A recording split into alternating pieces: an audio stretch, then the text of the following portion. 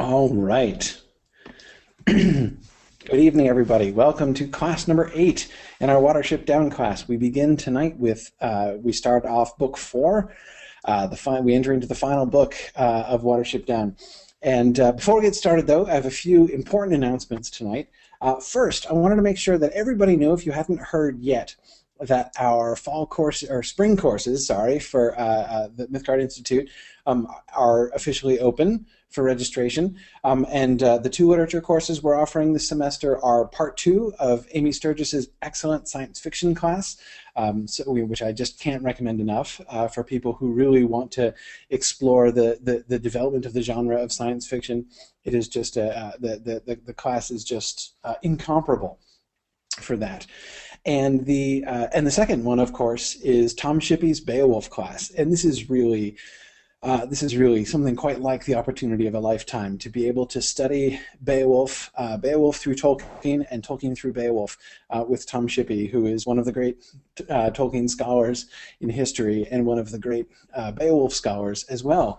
And so to be able to go through that whole poem, to look at Tolkien's take on, to look at Beowulf, to look at Tolkien's take on Beowulf and the ways in which Beowulf, the ways in which Beowulf played such a major role in Tolkien's own imagination. A lot of people really talk about, everybody acknowledges Beowulf as an influence on Tolkien, but not that many people. I find a lot of people just kind of acknowledge it and move on without really thinking about it. I mean, you can find particular references and particular overlap, but rarely do you get the chance to really dig in and really look at the two side by side, especially with the benefit, of course, of the recent publication of Tolkien's Beowulf commentary and everything in translation. It's just a wonderful moment to do that. So I strongly recommend you look at our spring classes. They're going to be awesome. So that's announcement number 1. Announcement number 2, we are also getting very close to Mythmoot now. We have already reached our highest enrollment ever for Mythmoot. We've got more people coming to Mythmoot than we've ever had before. It should be even more fun than it has been in the past 2 years. This is our 3rd year now running Mythmoot. And I am really excited. That's going to be on the 2nd weekend of January. Of course, it's the weekend of January 10th. There's still some time to register, but time is starting to run out. So, if you would like to join us for Mythmoot, it's going to be such a wonderful opportunity to get together with all of the good people here at Mythgard, students and faculty, and people who have been listening here in the Mythgard Academy, people who have been taking our classes. This is our big annual sort of get together, and it's been marvelous fun so far. The thing I've been most happy about with Mythmoot is the way that we have been able to kind of balance just having fun together as fans with some really serious and engaging intellectual content. So I'm really looking forward to Mythmoot again this year, and we're going to be joined, of course, this year by Chris Pearson, who is the chief lore master at Lord of the Rings Online. So we're going to be looking at how Tolkien's works have been sort of taken and adapted in that completely different genre of video games, thinking about the ways and really sort of exploring what does this sort of show us about reading Tolkien's works. What can we think about our relationships with the works themselves, how we read it, what we draw from them, about sort of the interaction between reading and subcreation, where and how I see sort of adaptation really sort of falling in the middle of those two things. Anyway, it should be a lot of fun, and I really admire the work that Chris Pearson has done at Lord of the Rings Online, and it's fascinating to hear him talk about their process of world building based on Tolkien's world. So that should be a lot of fun. And my third announcement, I believe I've announced this once before, but this is a relatively new announcement, and that is we are doing the first of our official Mythgard regional events. You may remember I talked about regional events, being able to do more local things in different parts of the country, to be able, to enable more people to be able to get together and join us. And we're going to be doing our first regional event in New England, in the Boston area, at the end of February, February 28th. And we're going to be doing a Lord of the Rings movie marathon. We're going to have a full day event where we watch all three of the Lord of the Rings films with Tolkien-themed food designed by Heath Dill, author of Medium Rare and Back Again. And you also get the first chance to actually see his book, which is finally coming out after many delays in the publication process. It's finally almost out. I'm really excited for that too. So anyway, we're really looking forward to hosting that event. There's going to be fun times and discussion, and it should be really cool. So that's in Boston, Arlington technically, on February 28th. So I encourage you to think about that and check that out as well. Okay. This ends the announcements, and I am and let's now go. Let's get to Hazel Ra. Though first, as I said I would do last time, I've been kind of giving Woundwort short shrift, in a sense. I keep sort of threatening to talk more about Woundwort and to look at his character a little bit more closely, and I want to do that at the beginning here before we get any further. Because, of course, Woundwort, I find General Woundwort a really marvelous antagonist in this story. But what I admire about him is that he's not simply monstrous, right? He's not, but it's easy to think of him as such. Even thinking of something that Bigwig says, and we'll look at this passage later on. When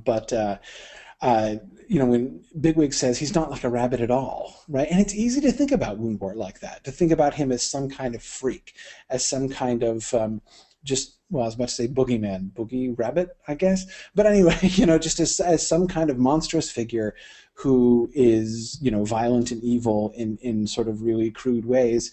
But I think there's a lot more to Woundwort's character than that. And what I want to do is I want to make sure that we're kind of giving Woundwort the credit he deserves, criticizing him for like the appropriate things he deserves criticism for. Again, to look at his depiction carefully. And at the same time, I would want to keep in mind, to me, sort of the two obvious points of contrast that we're given, because in my mind, sort of flanking General Woundwort, let me say this a different way. I can't imagine General Woundwort. I can't think about General Woundwort without comparing him at the same time to two different other characters, right? On the one hand, you have Hazel, right? You've got Woundwort and Hazel as the chief rabbits of Ephrafa and the Watership Down Warren, and there are some obvious contrasts between the two of them and their management styles, right? So on the one hand, you have Hazel as sort of an obvious point of contrast for Woundwort, but I want to look at that carefully again, not just to make some kind of blanket assumptions or crude statements, but to look at the way the two of them get put against each other. What are their differences and their similarities, as they do have some similarities. But the other point of contrast for Hazel, it's not just that, right? Woundwort is not just the other chief rabbit, the sort of the foil to Hazel. He's also a foil for Bigwig. We have Bigwig, and we've had Bigwig from the beginning as that staunch, strong, no nonsense, I'm going to rely on my strength character. And Woundwort is in many ways an exaggerated version of Bigwig. I mean, the similarities between Bigwig and Woundwort are far more striking than the similarities between Hazel and Woundwort. And I wouldn't want to say, again, there I don't mean to imply anything so simplistic as Woundwort is merely like, there but for the grace of God goes Bigwig. There are plenty of differences. I don't think, from what we've seen, that there's much chance that Bigwig really would actually turn into something like Woundwort. But yet, what do their similarities show us, and what can we come to understand? How can we come to understand Bigwig and Hazel themselves better, also by looking at Woundwort? So, that's Arthur Harrow. I assume Arthur, in relationship to Bigwig, says, "Indeed, I am Woundwort. Woundwort as he should have been." That's fantastic, Arthur. That may be my favorite inappropriate application of a Tolkien quotation in the Watership Down class so far, actually. but anyway, we'll come back around to that. Okay, so in order to do a little bit more justice to Woundwort, we're gonna have to go back a little bit because, of course, I skipped most of his introductory stuff, and we kept never getting around to it. So I want to double back a little bit more to the backstory of Woundwort that the book gives us. Oh, and by the way, the title for today's class is Big Rabbit, Small Rabbit, which of course is designed to invoke Woundwort and Hazel as the two chief rabbits. Hazel, of course, is not a tiny rabbit like Pipkin or Fiver. You remember that Fiver, way back in chapter 1, opined that Hazel had a decent chance of making the Owsla someday himself back in the Sandalford Warren before, it got ripped to pieces. But so we know that Hazel is not a shrimp, but at the same time, compared to Woundwort, of course, he's and even indeed it seems compared to most of the Efrafan Owsla, he's not somebody that they would take very seriously physically. But of course, if you remember what the actual reference is, I'm also doing a slant quote. I would have done a full quotation, but it was a little bit too long, of the opening of the Rousby Woof story. When Dandelion lays it on thick at there wasn't Fiver, I think, who requested that he lay it on thick, when he started telling the Rousby Woof story. The Dandelion's beginning of the Rousby Woof story has more kind of rhetorical flourish than the beginning of any other of the El Herrera stories. And remember, so he starts with that, there was a big rabbit, there was a small rabbit, there was El Herrera, and that always jumps out at me. It's such an interesting beginning. Who are the big rabbit and the small rabbit that he's talking about? What does it have to do with that story? I always find that opening fascinating, mostly because I don't think I really understand it. But anyway, in the context, it really is sort of especially jumped out at me, not only because I don't feel that I really understand it, but in the context of what I had already been thinking about Hazel and Bigwig, Hazel and Woundwort. Though actually, Hazel and Bigwig, actually thinking of their relationship is another thing that I've been thinking about. But anyway, it really struck me as interesting in that context too, especially. So that's why I titled the class this. But Woundwort. Okay. So let's see. Hang on a second.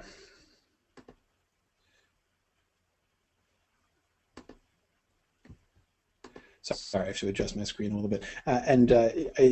I hope you'll be able to sort of bear with me tonight. I have a few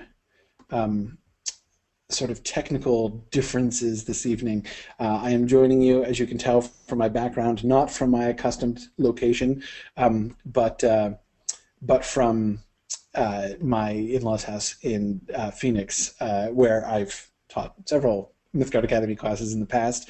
Some of you may recognize the room, but anyway, in my hardware setup here is not the same as it normally is, so I hope everything is able to come across all right. If you notice anything odd in what you're seeing on the screen or what you're hearing or not hearing, please don't hesitate to let me know. Okay, all right. Anyway, oops, now I've gone too far. Here we go. Okay. The description of Woundwort. So Woundwort, remember, was raised in captivity, right? He was taken in as a baby after his mother was killed before his eyes, and he was nursed to health and grown in a cage in this guy's house before he broke out of the cage, almost killed the guy's cat, and ran off. So it's interesting to recall, we've talked at several points about sort of the different examples of rabbit culture, or even the sort of the different kind of perversions of rabbit culture that we've seen throughout the story. Sandalford Warren, the Warren of the Snares, and Afrifa, and of course several of you have very appropriately reminded me of the hutch rabbits as another one of these cultures that we have to keep in mind. And notice that Woundwort is himself already in that category, already sort of skirting several of those categories, that one of the things that formed him was that it's not exactly hutch rabbit culture, but it's particularly fascinating to think about Woundwort coming out of that, that he's already been changed in some way, though certainly he comes out of it. He comes out of that experience very different than Haystack and Clover come out of their domestication experience, of course. But anyway, back to our passage here. Most rabbits in his situation, lacking almost all experience of wild life, would have fallen victim at once to the Elil, but not Woundwort. After a few days' wandering, he came upon a small warren, and, snarling and clawing, forced them to accept him. Soon he had become Chief Rabbit, having killed both the previous chief and a rival named Fiorin. In combat he was terrifying, fighting entirely to kill, indifferent to any wounds he received himself, and closing with his adversaries until his weight overbore and exhausted them. Those who had no heart to oppose him were not long in feeling that here was a leader indeed. Woundwort was ready to fight anything except a fox. One evening he attacked and drove off a foraging Aberdeen puppy. He was impervious to the fascination of the Mustelidae, and hoped someday to kill a weasel, if not a stoat. Let me pause here for a second. Mustelidae is the Latin name of the family of animals that weasels fit into. So that's the general term. Weasels and stoats primarily are the two that keep coming up among the Elil in the story, who belong to the family of the Mustelidae. And this is the idea here, which has been raised several times, is that sometimes a weasel or a stoat will fascinate an animal, sort of like dancing around and keeping their attention and sneaking ever closer while they're fascinated and distracted until they can pounce on them. So that is that fascination that Woundwort is impervious to. And for people who don't know what a stoat is basically a subspecies of weasel. A stoat is an ermine. The ermine, the white fur that was so often used, in like royal robes and things. That's what a stoat is. Stoats are a little bit larger than weasels. That's why it says he hopes someday to kill a weasel, if not a stoat. Stoats are a little bit bigger than weasels. So that's why it's sort of a higher challenge on Woundwort's sort of personal Elil fighting bucket list there. Anyway, okay, enough commentary. When he had explored the limits of his own strength, he set to work to satisfy his longing for still more power in the only possible way, by increasing the power of the rabbits about him. He needed a bigger kingdom. Men were the great danger, but this could be circumvented by cunning and discipline. He left the small warren, taking his followers with him, and set out to look for a place suited to his purpose, where the very existence of rabbits could be concealed and extermination made very difficult. Okay. Nancy points out that Woundwort's strategy of killing everything seems to be pretty effective. Yes, I agree. Tom Hillman points out that those who had no heart to oppose him is hardly a ringing endorsement, its damnation with faint praise. It is, Tom, though again, I think it's important because this is something that gets emphasized a lot, right? And that is how much his followers genuinely admire him. He doesn't only rule by fear. Fear is the dominant factor in Ephrafa. It's the dominant factor in his relationship with other rabbits. There's no questioning that. But it's not simply the rabbits of Ephrafa. Certainly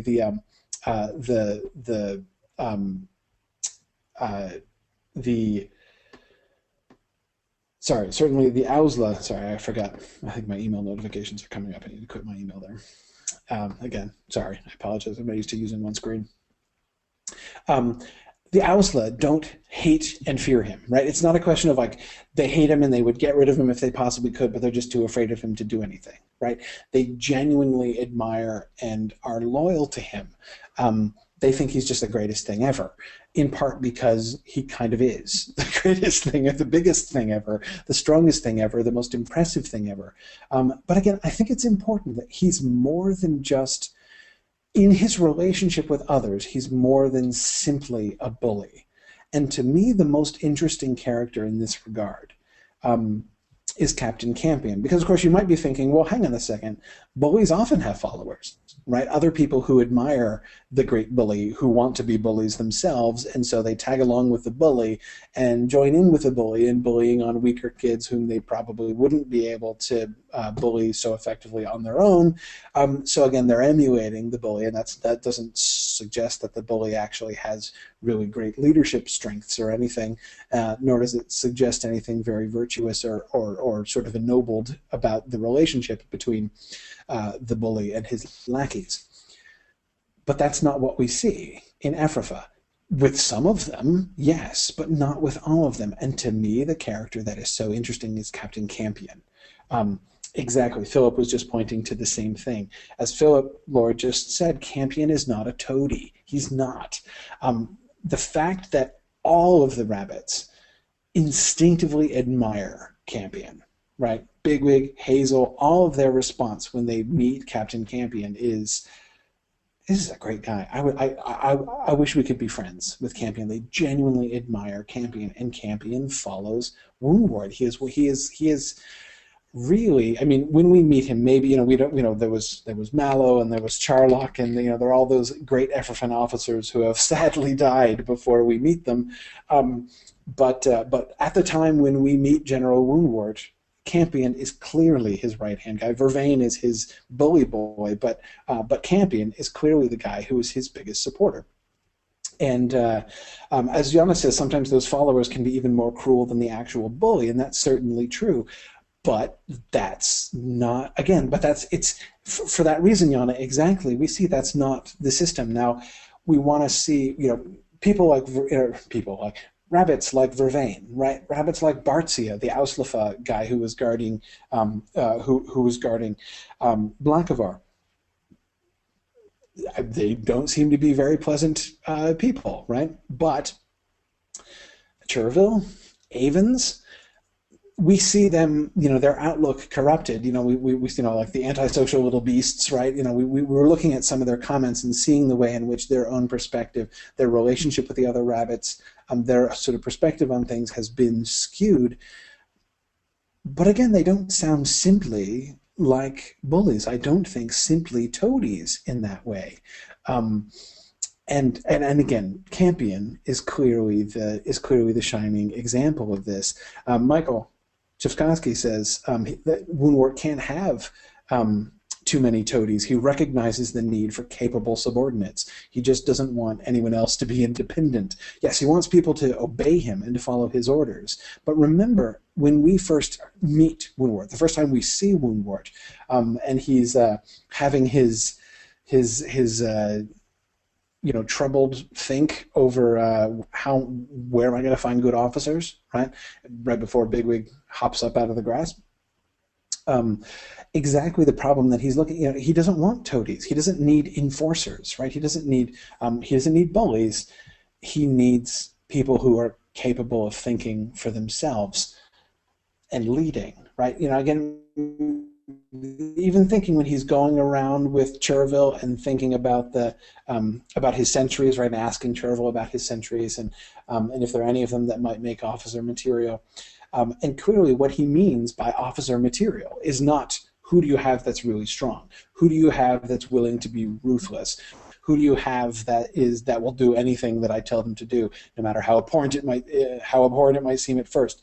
That's not, obviously not what their conversation is about. To him, a good officer is somebody who has initiative, not too much initiative, but who has initiative, who can think for himself, who's capable of leading.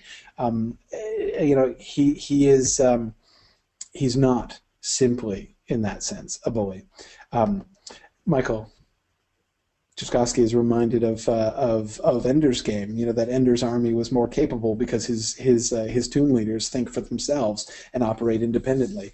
Yes, now that's not to say that Woundwort's leadership strategy is the same as Ender's, right? It's not. Again, he doesn't want his captains to be totally independent of him, right? He's not trying to build. He wants to be in central control of everything. But yes, he recognizes the need for that kind of thinking. Philip says Campion often presents a differing point of view to Woundwort, and it seems that Woundwort respects that. Yes, but again, I would also emphasize it seems that Campion respects Woundwort, not just fears him, but actually respects him as well. And I think that we as readers really need to sort of pause and give that credence for a second.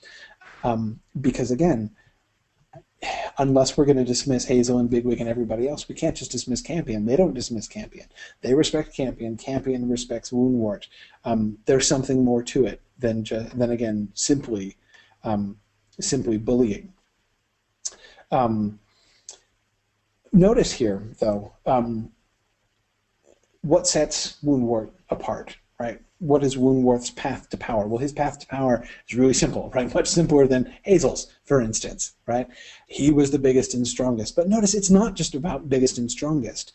It's not simply the fact that, as you know, he joins this new warren, and in the normal order of things, you know, he as when it was this time for the succession, everyone was like, Woundwort is obviously biggest and strongest. No, right? How he gets to where he gets, you know, how he becomes Chief Rabbit instantaneously, is by his ferocity as well as by his strength. And those two things, I think, are important not to confuse, right? It's not just that he's stronger, it's that he is aggressive. You know, he comes in, he snarls and claws his way into the warren, kills their Chief Rabbit, kills a rival who comes after him after he kills the Chief Rabbit, and then everyone's fine with him, right? He has established himself. So again, it's not just his ability to beat other rabbits, to kill other rabbits, but his willingness, indeed what seems to be his eagerness to fight them. And of course, it's not only other rabbits and rivals that he is willing to fight and prone to fight, but he fights the Elil too. He's like, I mean, this sounds like the first half of that second paragraph sounds like the makings of like a rabbit hero, right? I mean, that sounds like it could be like a rabbit legend, right? Woundwort, the rabbit who transcended rabbitry, right? Woundwort, the monstrous rabbit who would single-handedly fight the Elil, and not run. I mean, this sounds like a really good thing, right? Just as it does seem to be a good and heroic thing when Bigwig is wanting to stand up to the cats.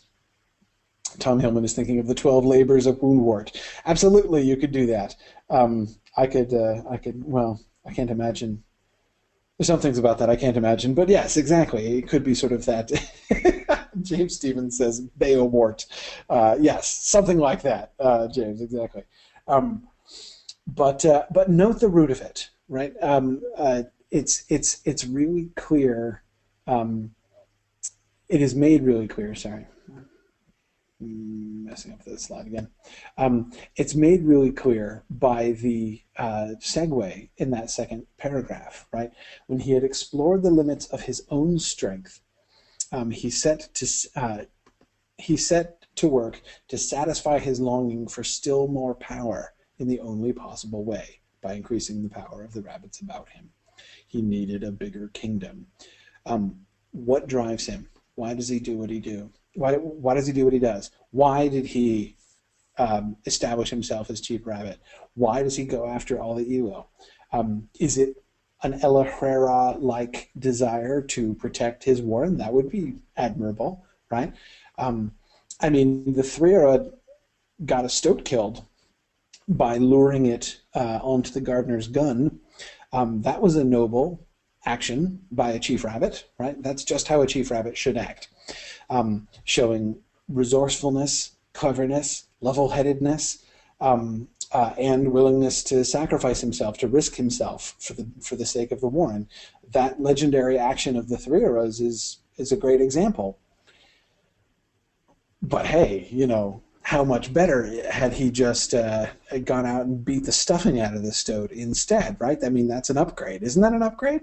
Right? That's got to be an upgrade.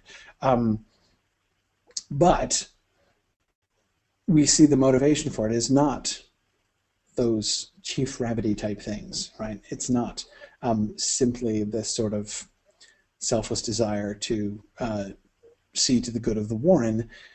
We're told that his, that what he's wanting to do is to satisfy his longing for still more power. That Woundwort seeks and loves power itself, that's a fundamental part of his character. And that's clearly an important thing. Now, several of you are pointing out he does, in fact, fear something, right? It's manifest that he fears something, and that is man, right? Men were the great danger, but this could be circumvented by cunning and discipline. He is still acting out of fear. James is still acting out of fear of extermination. Yes.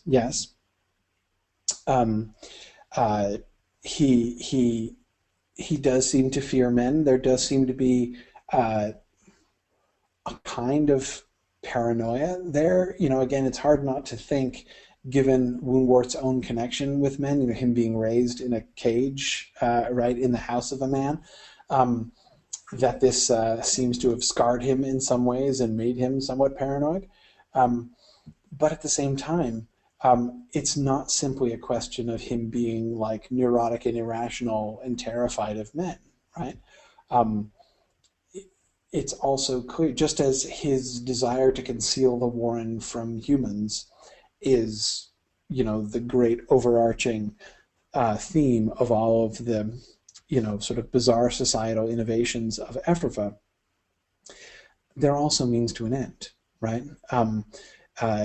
There's an element, it seems to me, I'm unwilling to see Woundwort as simply obsessed, like phobic of men, right? Which leads him to certain obsessions and has led to the whole getting out of hand of the Ephrafa security, because he's so sort of irrational, more than is accustomed, terrified of men. I don't see that with Woundwort. And the main reason I don't see that is, again, we're told his fundamental longing is for more power, and the security measures that he puts in place in order, ostensibly, to protect them from men, of course, very greatly increases his power over them, right? It greatly puts them under his control. We see he's somebody who loves to control, who wants to have power over others. And the main thing that we see in Ephrafa is like, yes, they're very obsessed with security, but the result is that the rabbits in Ephrafa are more fully under the personal domination of their chief rabbit than any other rabbits we've seen. All in the interest of protecting them, right? Remember, again, that's why Avens calls them antisocial little beasts, for wanting to pass Raka above ground, to want to be natural, right? Because everyone's good depends upon everybody's cooperation, and all that. But again, the outcome is, Avens may well believe that, right? But the outcome is that they are under General Woundwort's thumb more firmly than any other rabbits, that we ever see, even in El Herrera's Warren. They are not so dominated by him as the Ephrafids are by Woundwort.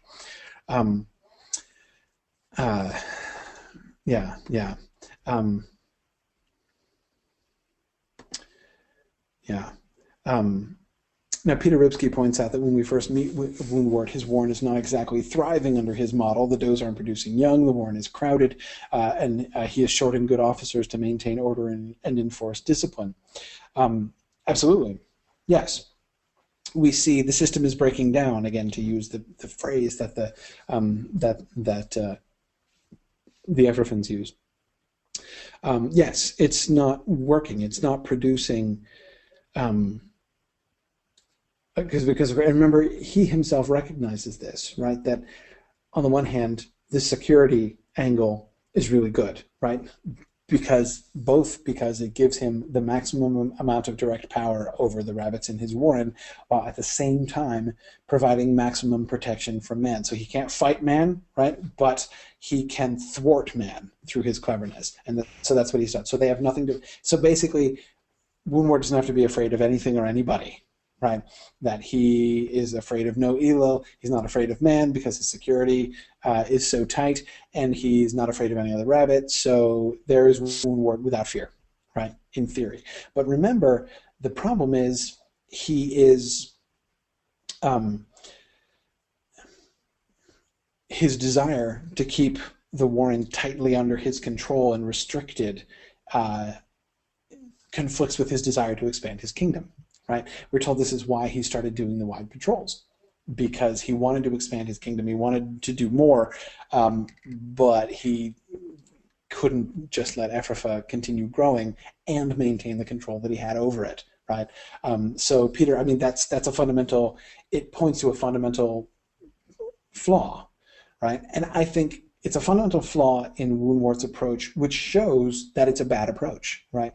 It shows, like, basically the natural tendency of Woundwort's leadership is not towards the thriving of the Warren, but towards its death, towards its stagnation. And I agree that's certainly a problem. And it's one that even Woundwort himself seems to be almost aware of, right? Or sort of wrestling with. Anyway, yeah. Yeah, Kate Neville says, men have enormous power to destroy, to cage, to control the lives of other creatures. Woundwort doesn't like to feel powerless, one of the reasons he dislikes large birds who can fly away from him. Yes. You just think about, Kate, I think about that rhyme, right? Oh, fly away, great bird so white. We can't have that, right? For several reasons, we can't have that.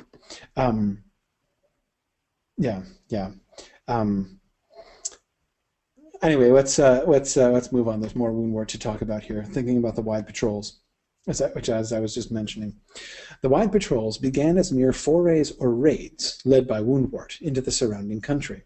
He would simply pick 4 or 5 of the Ausla and take them out to look for trouble. On the first occasion, they were lucky enough to find and kill a sick owl that had eaten a mouse that had eaten poison-dressed seed corn. On the next, they came upon 2 Hazel, whom they compelled to return with them to join the warren. Woundwort was no mere bully. He knew how to encourage other rabbits and to fill them with a spirit of emulation. It was not long before his officers were asking to be allowed to lead patrols. Woundwort would give them tasks to search for Hazel in a certain direction, or to find out whether a particular ditch or barn contained rats, which could later be attacked in force and driven out. Only from farms and gardens were they ordered to keep clear. One of these patrols, led by a certain Captain Orchis, discovered a small warren 2 miles to the east, beyond the King's Clear Overton Road, on the outskirts of Nutley Copse.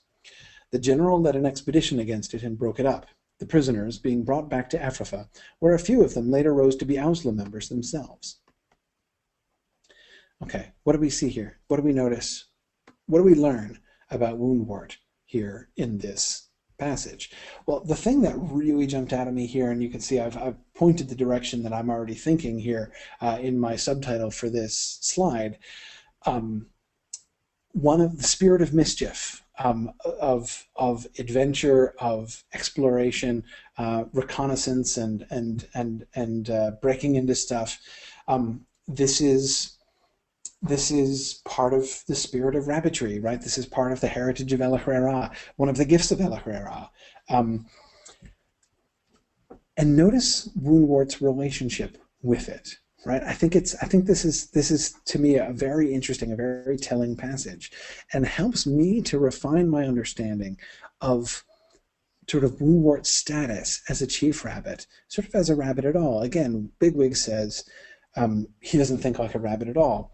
Well, he kind of does think like a rabbit, and yet very different, right?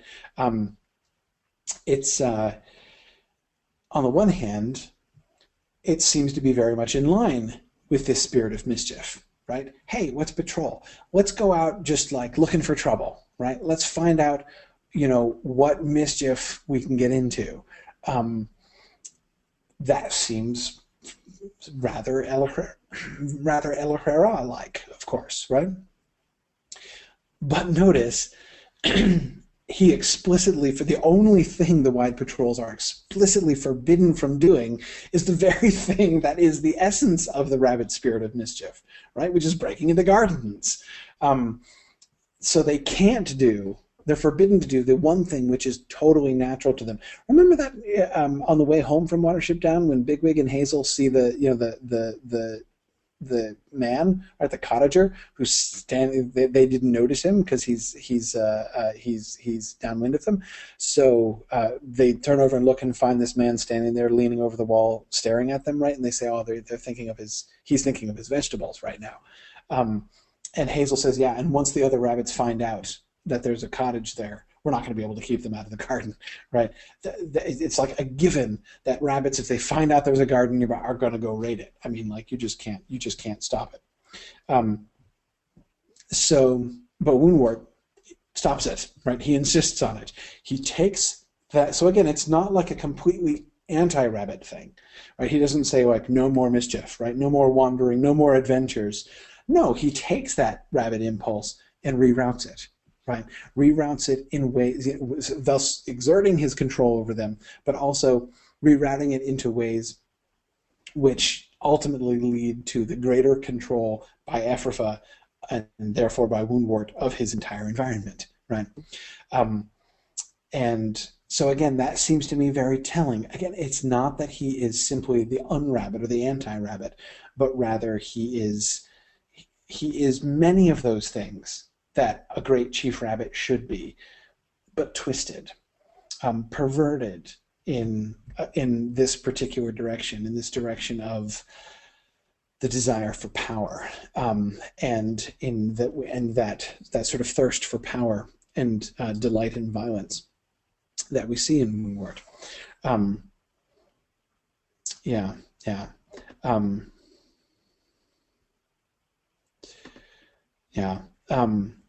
Both, let's see, James and who else was it? Somebody else. Sorry, I've lost it.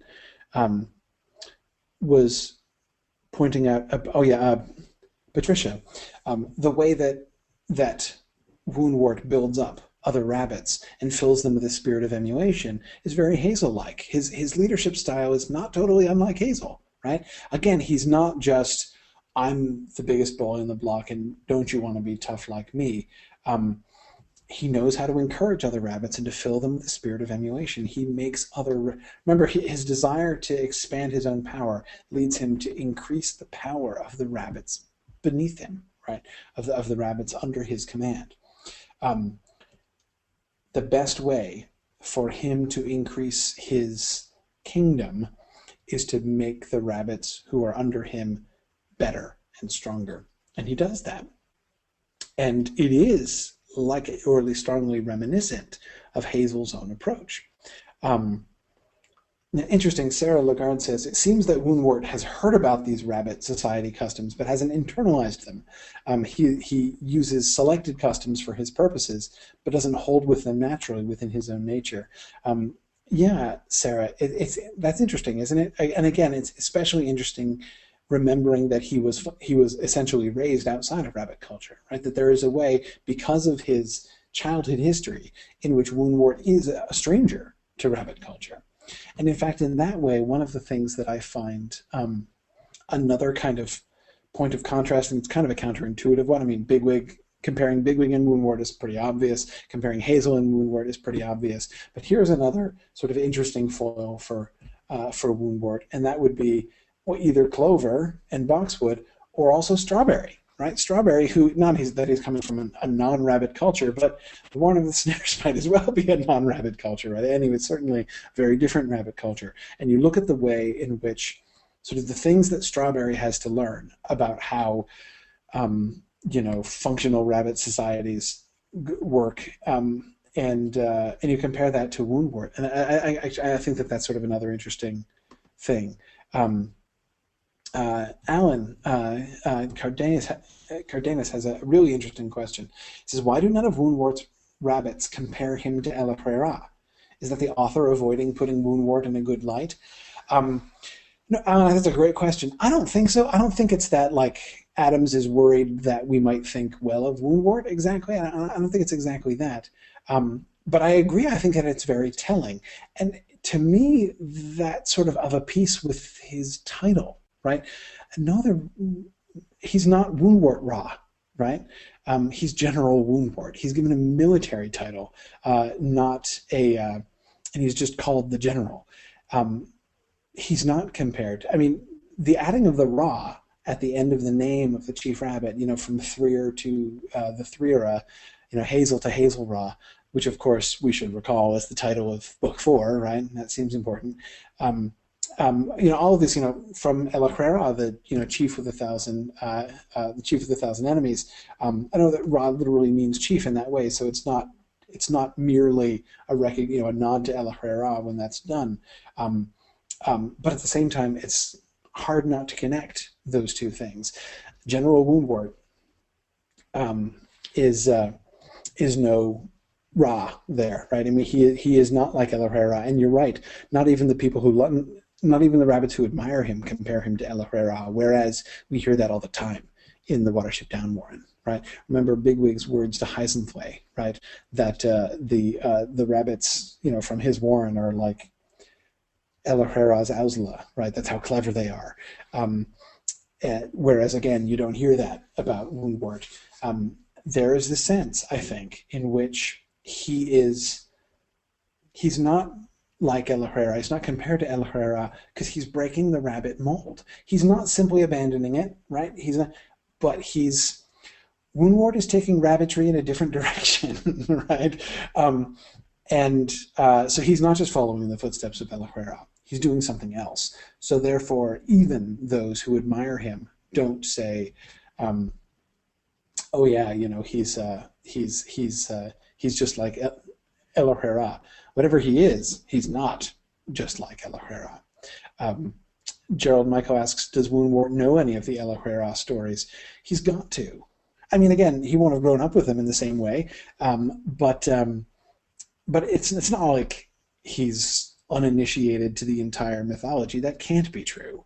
I mean, remember Bigwig heard several stories and told one when he was circulating around the Ausla burrows, which turned out to be very unwise, in Africa, and that it's hard for me to imagine that those stories didn't involve El Herrera at all, right? Bigwig's story certainly would have been an El Herrera story, wouldn't it? I mean, doesn't it seem likely? I can't imagine that he's actually ignorant. But it is, I think, important that it never, Alan, I think it's a great thing to bring up, that it really just sort of never comes up. Yeah.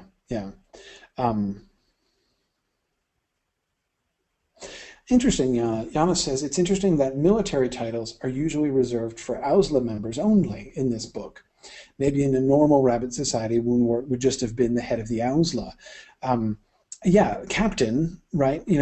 Holly is called captain of the Sandalford Ausla long before they encounter Ephrafa, right? So it's not just that the military titles are being used as presumably translations, right, of a rabbit word. There's some title that they're giving Woundwort, which is being translated for our benefit into general, right, to give us an idea of what they're saying. But Yana, you're right. That concept of that sort of military-esque title is already there in Captain. Holly was Captain of Ausla, right? Captain of Ausla is, as far as we can tell, a normal rabbit title, right? So Yana, that's an interesting idea, and of course I can't help but think that this again puts him into interesting contrast with Bigwig, right?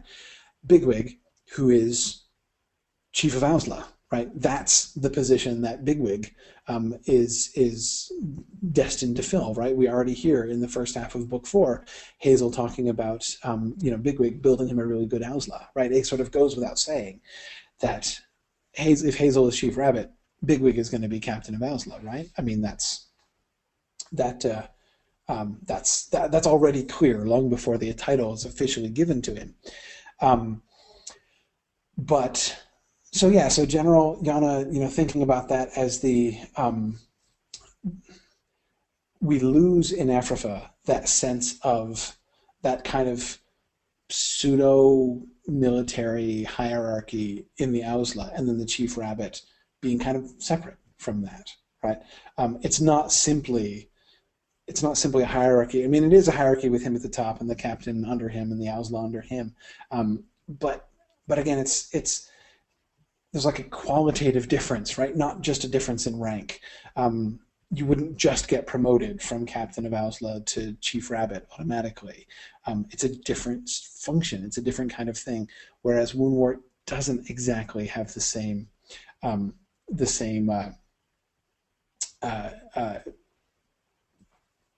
of separation. Yeah, yeah. Anyway, yeah. Now Arthur mentions, and Philip had mentioned before, that Ephrafa has a council, right, which we haven't seen before. This idea. This is one of Woundwort's innovations. To build up the council, and it's an interesting one, right? Because on the one hand, it seems counterintuitive. It's a sign of his delegation, right? His Woundwort does not, in fact, insist that absolutely everything goes through him, right? Does not insist on maintaining absolute control of every element of Ephraim society. There are council members who are put in charge of each of these other things. He delegates stuff. So he's a better delegator than many dictators might be, but it also creates this sort of separate this other kind of different body. But again, notice it's not. There is a sense in which Hazel has done the same thing. Here again, I see similarities between Hazel and Woundwort. Right? Woundwort has identified certain rabbits in his warren who are really good at certain things. Like, was it Snowdrop? Isn't that his name? The one who's in charge of keeping the warren secret, right? His main security guy, right? Not his main enforcer, but the architect of security. And Snowdrop is weak and almost blind, right? He's old and he's clearly, the council is not, the greatest fighters in the war, and it's not just the hierarchy of the strongest, right? The council is a very Hazel style group in that sense. Just like you have a de facto council, Hazel has a de facto council. Right, you've got Bigwig and Silver and Fiver and Blackberry, and they're basically they're his go-to counsel, right? When he really wants to talk something over, when he wants to figure something out, he has found those rabbits among his following who have these remarkable and very useful skills and abilities, and he listens to them and gives them, and here's from he's still the chief rabbit, but it's not official, right? They're not called the council, but it's like that again. So again, Woundwort is not just all I care about is strength, right? I'm going to assert my own strength. The only thing I value in others is strength, right? And ferocity. There are ways. It's the thing that I think makes Woundwort so interesting is that there's a kind of tragedy in Woundwort, right? He's not just horrible and like unrecognizably twisted. He's recognizably twisted, right? He's like quite close, really, to in fact being a leader of vision and genius, right? But he turns away from that, and that's the drama that we're sort of working up to. Right, Philip, and now Blackavar. Good. Blackavar's integration into Watership Down society clearly shows Hazel's and Holly as well, right? Shows Hazel's his ability to adapt the way that he sort of will respect worth and and values what other rabbits can do, and not just the biggest, strongest.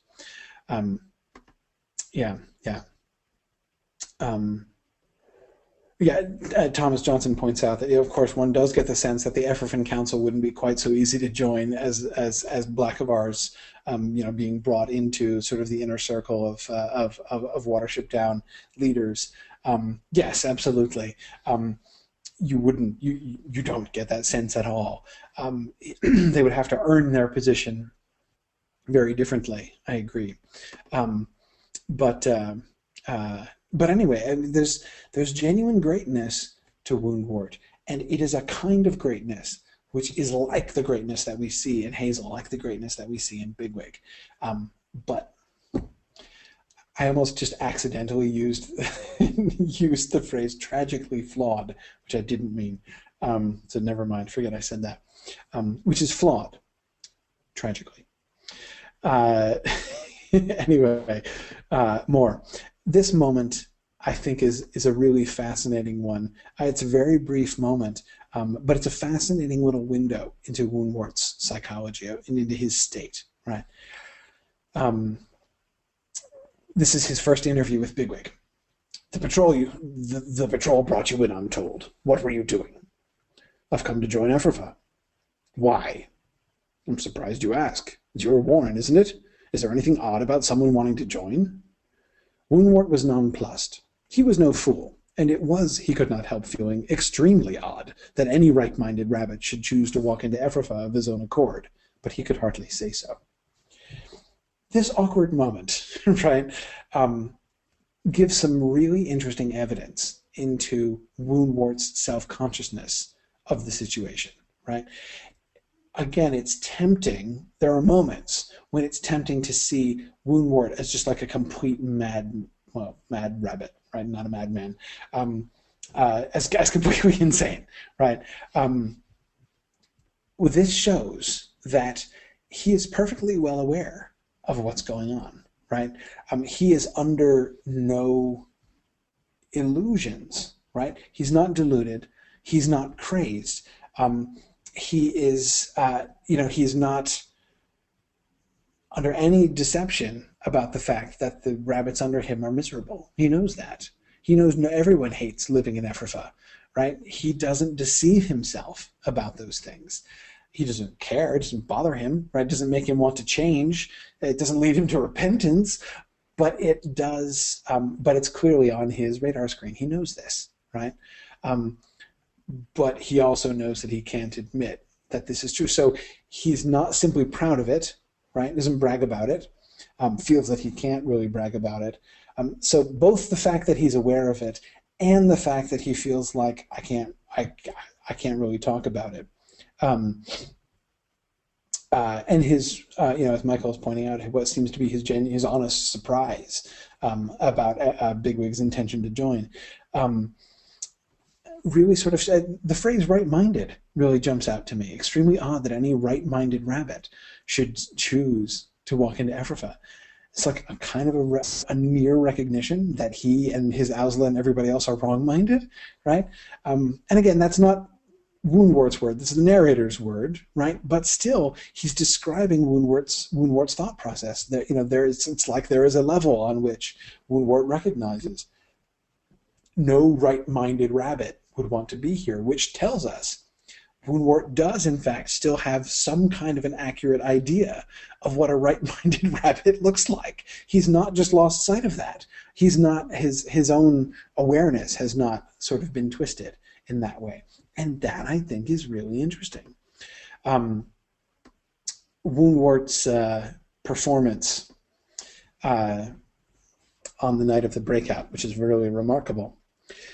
Bigwig realized that since the moment when Kehar had attacked him in the field, Woundwort had not only retained control over his officers, but had actually made a plan and put it into effect. The storm and the difficult going had upset the fugitives and disorganized them. Woundwort, on the other hand, had taken his rabbits into the ditch and then made use of it to get them down to the water meadow, unexposed to further attack from Kehar. Once there, he must have gone straight for the plank bridge, which he evidently knew about, and set an ambush under cover. But as soon as he had grasped that for some reason the runaways were not making for the bridge after all, he had instantly sent Campion to make his way round through the undergrowth, regained the bank downstream, and cut them off. And Campion had done this without error or delay. Now, Woundwort meant to fight them, here on the bank. He knew that Kehar could not be everywhere, and that the bushes and undergrowth provided enough cover at a pinch to dodge him. It was true that the other side had twice his numbers, but most of them were afraid of him, and none was a trained Ephratan officer. Now that he had them pinned against the river, he would split them up and kill as many as possible. The rest could run away and come to grief as they might. Bigwig began to understand why Woundwort's officers followed him and fought for him as they did. He's not like a rabbit at all, he thought. Flight's the last thing he ever thinks of. If I'd known 3 nights ago what I know now, I don't believe I'd ever have gone into Ephrata.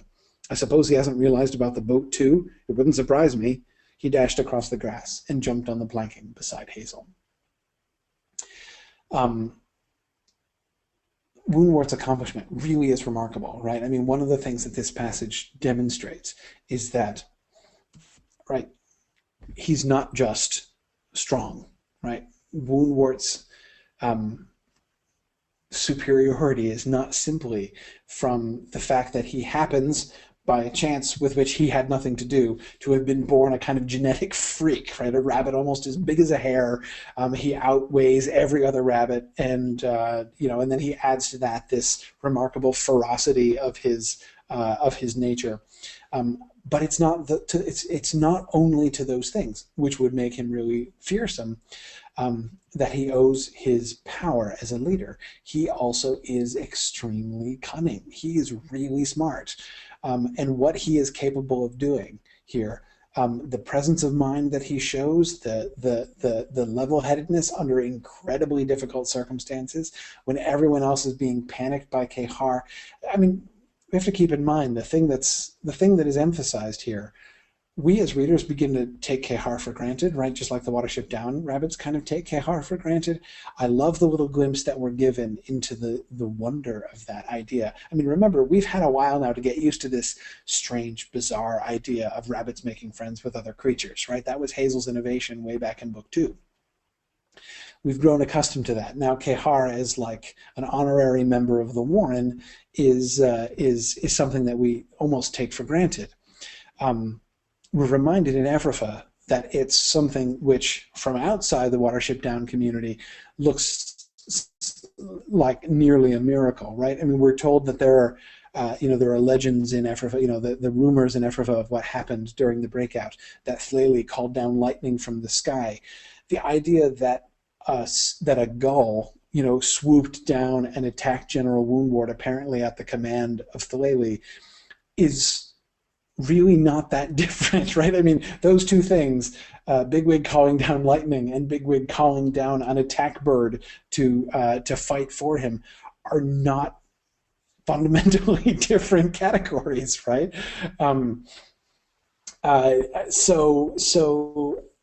again, in the face of that, Woundwort not only doesn't lose his own nerve and doesn't lose his own head, but is able to redirect everybody and to make this plan. It's really quite a remarkable accomplishment. And notice Bigwig's response. Bigwig began to understand why Woundwort's officers followed him and fought for him as they did. Right? Why do they do it? Right? It's not just because they're afraid of him. It's because they admire him, because there is a lot to admire about him. He is really impressive, not just physically imposing, but really impressive. So again, this is something, I think that we have to be careful not to just think of Woundwort as a thug, because he is so much more than a thug. Philip Lord says very well, the Bigwig is caught between admiring and hating Woundwort. Absolutely. He doesn't hate him any less, right? I love it when Bigwig finally cuts loose, right, and calls him a crack-brained slave driver. And not to mention, isn't that right after he tells him to Silflay Haraka? I think it is. But anyway, so I mean, there's that, right? He still hates everything that Woundwort stands for, but he can't help but admire him, right? Again, not just fear him, but genuinely admire him. And again, notice he is cunning, right? He's not just the anti-rabbit. He's not just the un-rabbit. He is a great rabbit, but that cunning is twisted, right? In fact, it's turned almost on its head, right? What is rabbit cunning supposed to be for, right? What's the model, right? It's he's supposed to be cunning and full of tricks, right? This is what Frith says to Elapara, be cunning and full of tricks, right? And you and your kind shall never be destroyed, right? The cunning, the rabbit is supposed to be resourceful, always, never without a trick to escape, right? I mean, like to break into gardens, yes, but to get away. I mean, think about the kind of cunning that we've seen from Elapara, right? Sometimes he'll be going in, like to King Darzan, to pull the wool over his eyes sort of more actively. But still, I mean, in all those cases, Elohara's people were in trouble, right? You know, they were miserable and near starving in the marshes of Kel'Thuzan. They were at serious risk with Hufsa, right, in Hufsa's betrayal, and so, you know, he tried to get them out of that. Of course, you know, we see his self-sacrifice in the story of the Black Rabbit of Inlay and how he's trying to get his people out of trouble. Again, in none of those cases is it aggression exactly, right? Even when he's doing something like breaking into Darzin's garden and contriving a way to steal the lettuces, or rather to have them delivered. That same cunning in Woundwort is directed not towards escape, not towards survival, but towards dominance, towards mastery, towards attack, right? To find ways, you know, instead of having a trick to escape, he always has a plan of attack, right? Instead of never being able to caught without a way to get away from his enemies, he always has, you know, something in mind to keep people from escaping him, right? To keep other rabbits from escaping him. It's like Elohara, but again, twisted, sadly twisted. One last moment. Yeah. Oh, wonderful, Thomas. That's a marvelous observation. Just as the spirit of deceit, Thomas Johnson says, just as the spirit of deceit in the Warren of the Snares is perverted because it's directed towards other rabbits, Woundwort's spirit of cunning is perverted because it's directed towards the imprisonment of other rabbits. Yeah, that's a neat way to think about those two, because that is one of the things that we see in both of them, right? In the Warren of the Snares, we saw a rabbit society which was essentially in collusion with man, right? And deceiving, and in a sense, preying upon the other rabbits in order to try to save themselves. With Woundwort, of course, the dynamics are different, but there too we see the perversion of that same kind of spirit of cunning, and not exactly deception literally, but again that same kind of genre of skill or thought. Yeah, good. Now, one last point before we finally do actually move on to book 4. You'll have noticed I haven't quite done that yet. Is that we've touched on it. I certainly set it up anyway. I love this final image, the image with which, the comparison with which book 3 closes.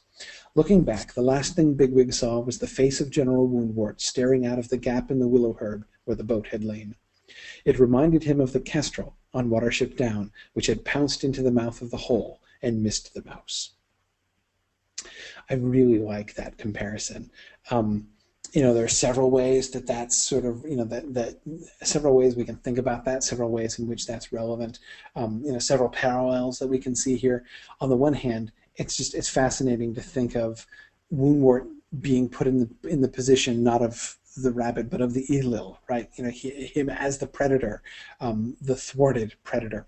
And how is he thwarted?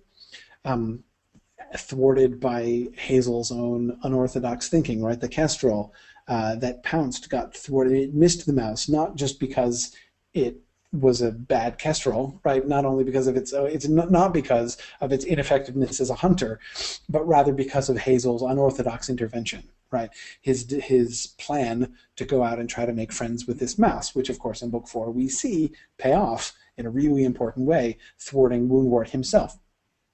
But again, the fact that Woundwort is being paralleled with the kestrel there, I find that a really neat parallel that's really fun to think about. And remember also Silver's comment, right? Bigwig had just, before, there were two conversations going on there. One, the conversation which comes after that scene is Hazel's explanation of, you know, Hazel's new idea of trying to make friends with other creatures around. But the conversation Silver and Bigwig had just been having before Hazel saves the mouse was Bigwig talking about how he thinks they should stand up to more of these Elil, right? And Silver's comment, if you recall, when the kestrel pounces down and stands there for a second in the mouth of the hole, and they like are looking eye to eye with this kestrel staring down at them before he flies away. Silver says, "Want to try standing up to that one?" He says, "Tell me when you do, and I'll come watch." Right, so that connection with Bigwig standing up. If Woundwort is the kestrel, Silver will get his wish of being able to come watch when Bigwig stands up to him. But again, it's such I find it such a wonderful setup for book 4. Therefore, in that same way, yeah, good. Kate Neville says that the kestrel image really struck her too. Woundwort is a leader of rabbits and a trainer of rabbit warriors, but he's not really of the rabbits. No story, no family, not even fear. There's something fundamentally different in that way, and that seems to be, like the factor which keeps coming in and sort of twisting things all this way. Good. Well, moving on to thinking of all this stuff, and a lot of these the thinking about Woundwort that we've been doing, and thinking about him as Chief Rabbit, and the kind of comparisons and contrasts we've been doing with Hazel so far, prepares us, of course, for the beginning of book 4, the sort of central moment, what I think anyway, of the central moment of the reading for today, and that is the contrast with Hazel when Woundwort comes to attack Watership Down. This is Hazel's response to the news of the assault. "Holly's right to want to stop the holes," went on Hazel. "It's the best thing to do. We fill the holes in good and thorough. Then they have to dig us out. The warren's deep. It's under a bank, with tree roots all through it and over the top. How long can all those rabbits stay on the down without attracting Elil? They'll have to give it up." "You don't know these Everfins," said Blackavar. "My mother used to tell me what happened at Nutley Copse. It would be better to go now." "Well, go on then," answered Hazel. "I'm not stopping you. And I'm not leaving this warren. It's my home." He looked at Hyacinthe, heavy with young, who was sitting in the mouth of the nearest hole and listening to the talk. "How far do you think she'll get? And Clover, do we leave her, or what?" Remember, this happens right after the announcement of the birth of Clover's litter, right? Clover's litter is minutes old when they learn that the Everfins have arrived to attack them. Which seems a not coincidental connection, doesn't it? "No, we must stay," said Strawberry. "I believe El Herrera will save us from this Woundwort, and if he doesn't, I'm not going back to Africa, I'll tell you that." "Fill in the holes," said Hazel. Now, we can see a lot, we can see many things that we've seen before in Hazel's own leadership approach in this passage, right?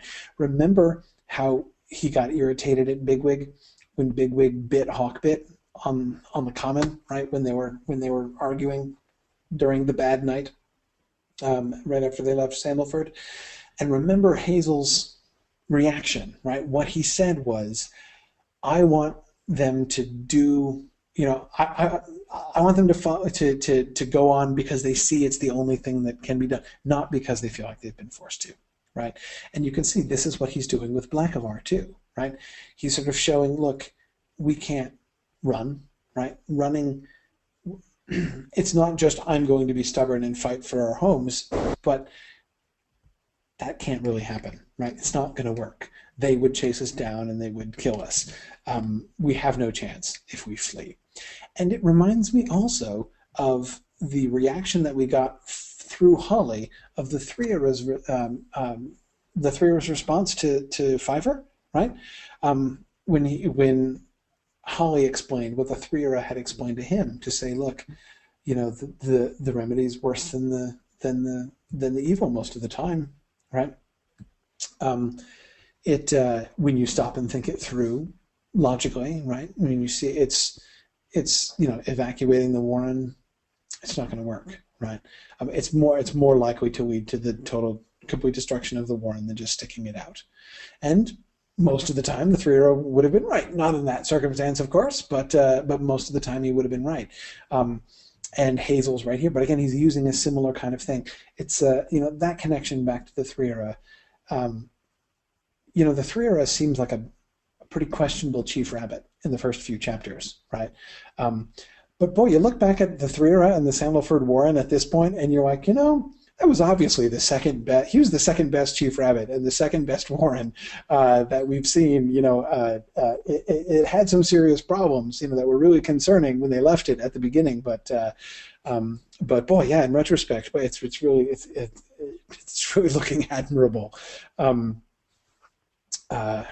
Yeah.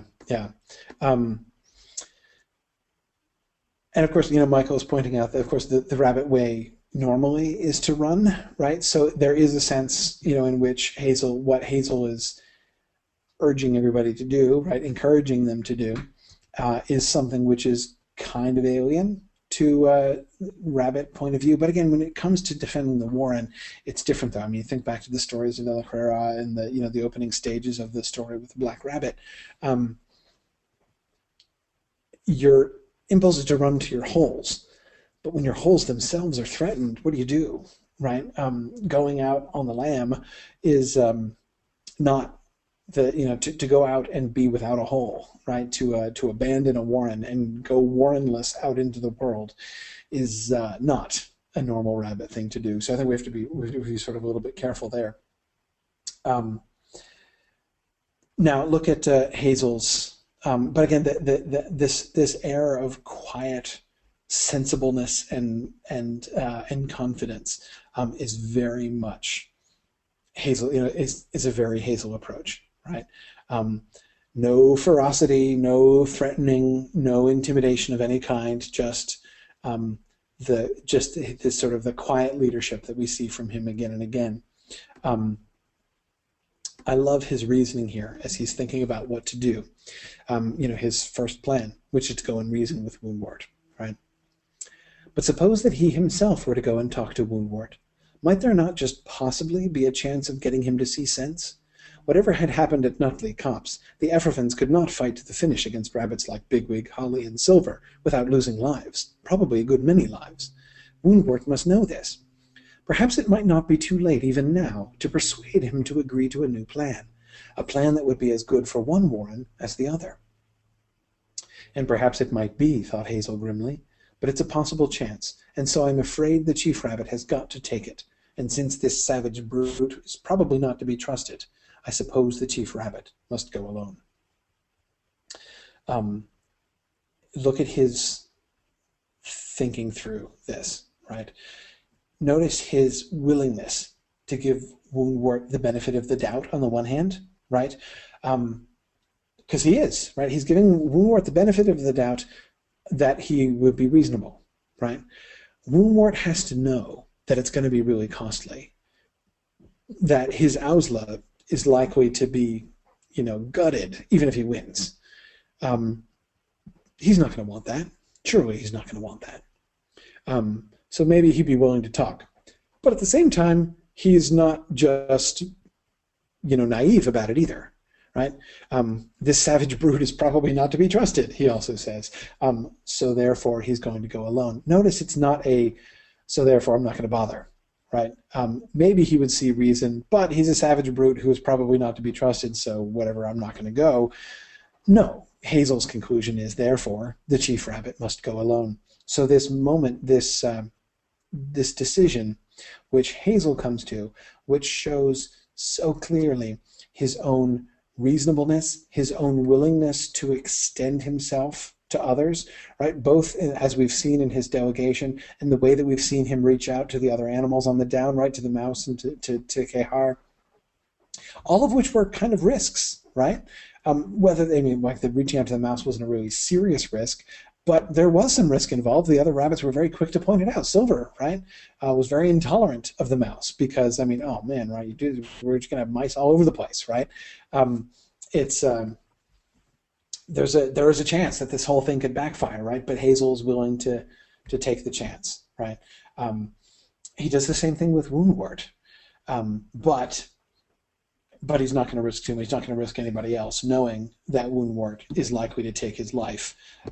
He's going to go alone so that only he receives the negative consequences. And yes, Patricia, I too am thinking of the Black Rabbit story, right? Yeah. Kate Neville says, interestingly, Hazel seems to have acquired more confidence after his near-death experience, despite his physical weakness. He no longer questions his raw title. You're absolutely right, Kate. Think of the number of times in that, especially in book 1 and 2, when we see him kind of self-conscious, right? Am I being a good Chief Rabbit? Are people thinking of me as a good Chief Rabbit? We don't see him doing that anymore, right? Kate says it's a nice contrast to Bigwig's increase in humility after his Black Rabbit fright. That is interesting how sort of the two of them, Hazel's increase in confidence and Bigwig's, well, not decrease in confidence, but as you say, increase in humility. That is a really interesting pairing, I agree. Nancy asks, is this another case of Hazel underestimating the value of his life to the Warren? I don't think so, Nancy. You think about the differences between this and the Nuthanger Farm raid, right? Think about the situation they're in right now. The fact is, in the assault, Hazel wouldn't be much good, right? That is to say, his life in some ways actually can be spared much better than Bigwig or Silver or Buckthorn or Holly or even Blackavar, any of the other really tough rabbits, who in fact do make a very good showing of themselves in the fighting that does happen. Even just in the parts that were already described in the reading for today, in the initial attempts of the Everfin rabbits to dig through down into the burrows. And I love Blackberry's ingenious defensive solution, right? Rather than trying to cave them in out at the end, to cave them in on the downward side, which tactically speaking is so brilliant, right? Make it so that they can only attack one at a time, and so that you can attack them from several different ways at once when they get down to the bottom, right? Well, I mean, it's just so brilliant. Blackberry is so smart. But anyway, but again, Hazel, I mean, yeah, he's their leader, but again, when it comes to the fighting, right, Bigwig is going to take over, right? Bigwig is in charge of the fighting because he's the better one to be in charge of the fighting. He's the chief of Hausla. This is his job. Hazel, instead, doing his job means being willing to sacrifice his life for the chance of saving the Warren, in a way that he can do, and certainly by fighting, he's not going to be able to do it. Philip Lord says, it's interesting that Woundwort doesn't recognize him as a rabbit of importance, but assumes Bigwig is in charge. Absolutely. Not only does he fail to recognize Hazel, to me, this is the sharpest contrast, between Hazel and Bigwig, the most the most revealing moment in the difference between the two of them and their outlooks as Chief Rabbit is in the very different ways that this parley looks to them, right? There's like a complete disconnect in what's going on here. Hazel is like, I'm going to go out and talk to him. Chief Rabbit is Chief Rabbit, right? Let's see if we can, between the two of us, settle this as chiefs.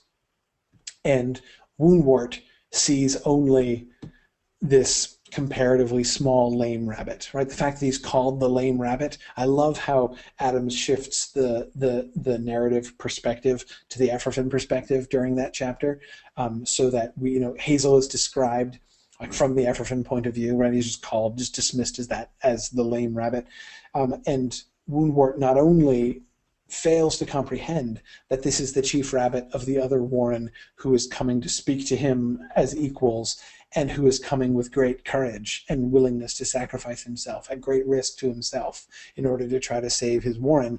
Instead, he sees the very fact that this guy has been sent to ask terms proves in Woundwort's mind that this guy, this lame rabbit, is clearly nobody of importance, right?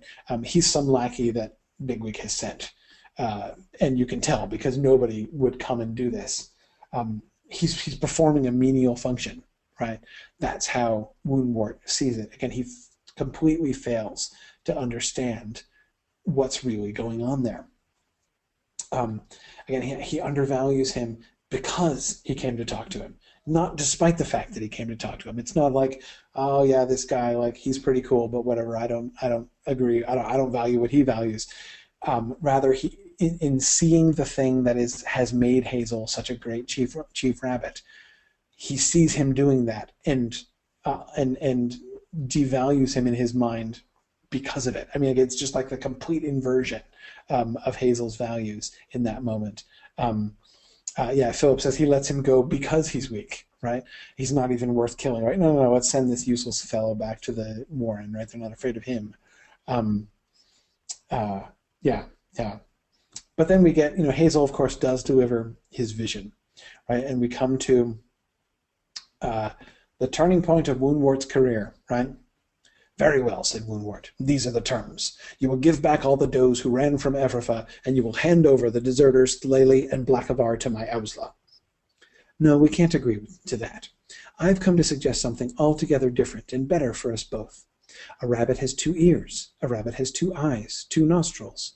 Our 2 warrens ought to be like that. They ought to be together, not fighting. We ought to make other warrens between us. Start one between here and Ephrafa, with rabbits from both sides. You wouldn't lose by that, you'd gain. We both would. A lot of your rabbits are unhappy now, and it's all you can do to control them. But with this plan, you'd soon see a difference. Rabbits have enough enemies as it is. They ought not to make more among themselves. A mating between free, independent warrens. What do you say?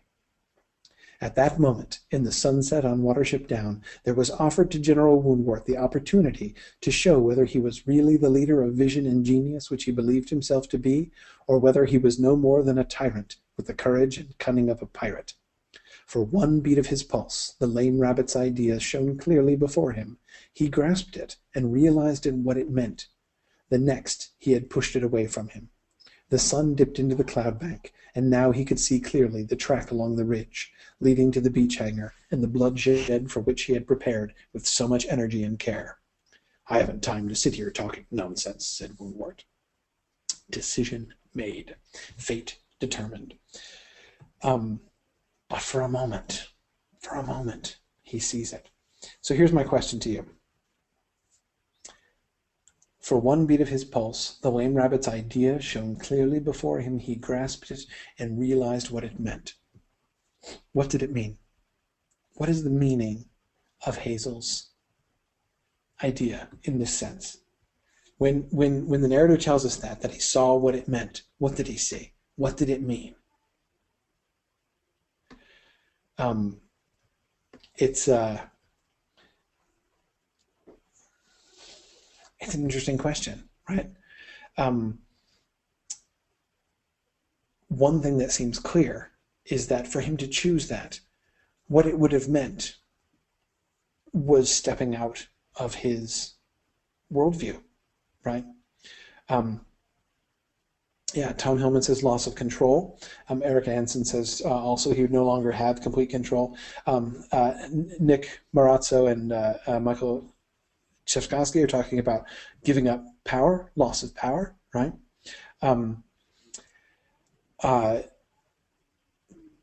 Nancy says it would have meant that Woundwort had to recognize he had an equal, right? Yeah, a mating of 2 independent warrens, like as if the one was not pitifully subordinate to the other, right? Yeah, it would require some humility on his part. Kate, I think that's a great way to say it. Kate Neville says, a full integration into lapinity. Yeah. The metaphor of the eyes and ears and nostrils, right? It's such a compelling way, but yet a gentle way that Hazel points out how deviant Woundwort's actions are, his actions of attacking their warren, but by extension, all of his other, aggressive, cruel, unnatural dictates to his own warren as well, right? We should not be enemies. You should not be attacking us. We should be together. We should just be like, we are 2 warrens near each other on the downs. We should be like the 2 nostrils of a rabbit, right? We are both part of the same rabbit. We are both bound together, and we should act in that way. So yeah, Kate, I agree. It is a re-immersion, a re-entry, or perhaps in Woundwort's case, an entry for the first time into rabbit life, to be part of the whole, to recognize that he is part of the whole, and um, to be only a part of something bigger.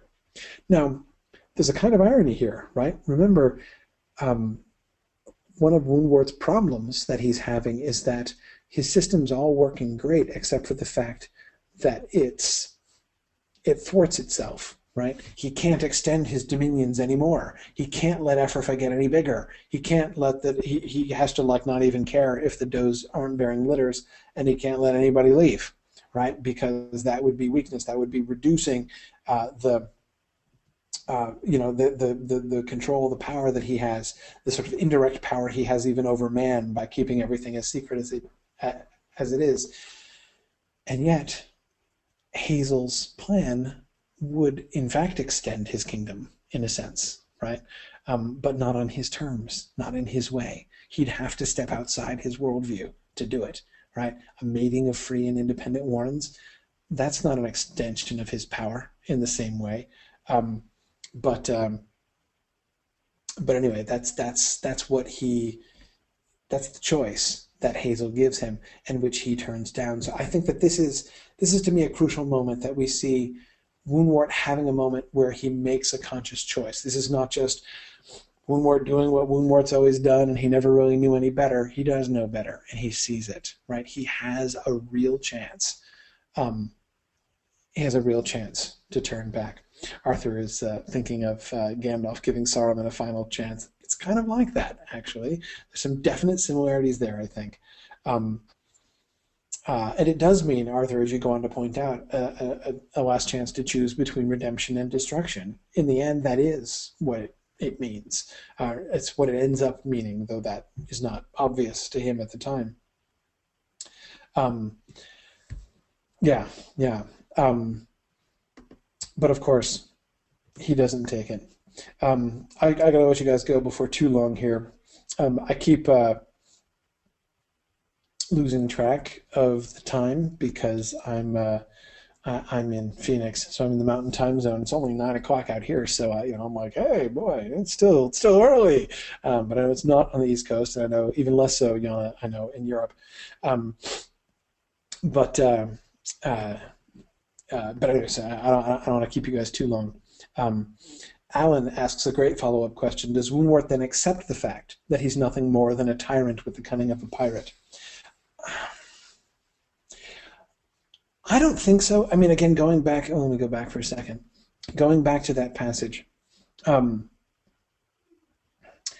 whether he was really the leader of vision and genius which he believed himself to be, or whether he was no more than a tyrant with the courage and cunning of a pirate.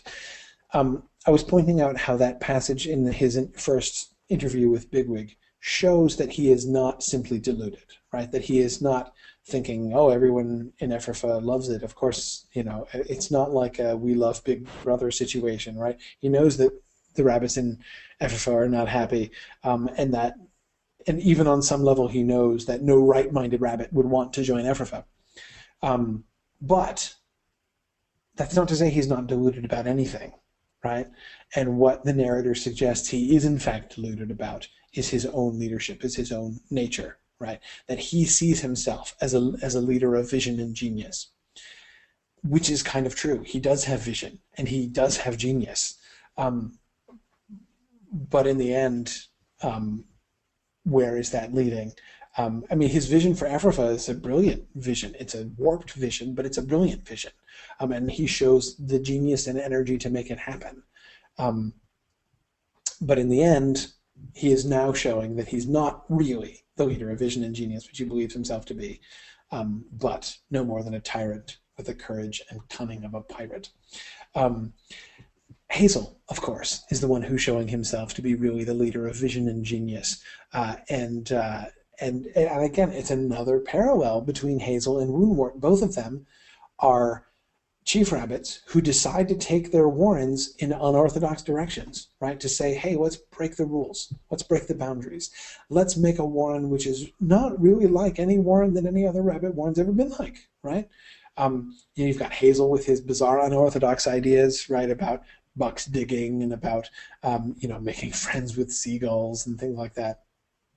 Things that no other rabbits other than El Herrera ever did. And you've got Woundwort, right, establishing a kind of culture, a kind of security, the kind of fearlessness which can't be found anywhere else but a hutch, anywhere else in rabbit culture. But in the end, we see who is really the leader of vision and genius. Yeah.